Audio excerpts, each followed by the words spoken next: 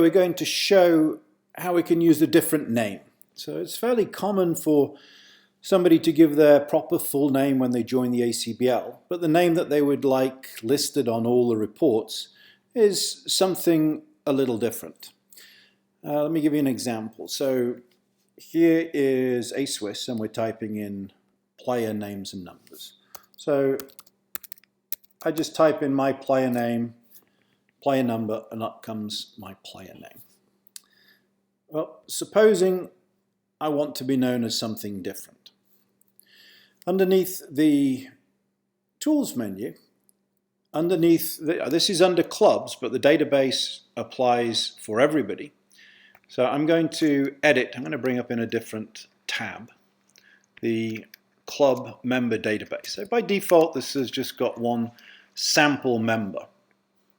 So I'm going to create a new club member. I notice that the last one is member number 1. So in this database, I'm going to be member number 2. And I want to change my name. I'm going to muddy the waters a little bit here. So I now want to be known as McKinley Morganfield. And my member number is 7371187. Don't need to provide the other information. So I've created the club. Essentially is the set of people who are using this database. So I have now created, if you like, an alias or a different name for my member number. Now when I go to enter my player number,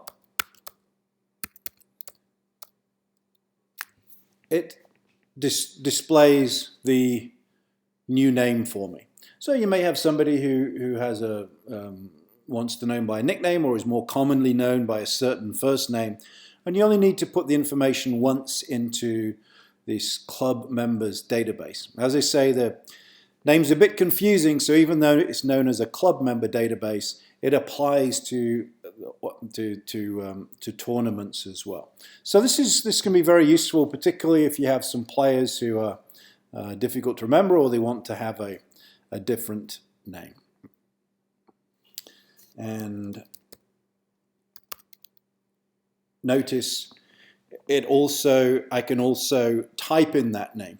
And this is probably the main reason. If you are so used to typing the name that you know a player by rather than their formal name, this is a nice shortcut, a nice useful way of being able to put an alternative name into the database.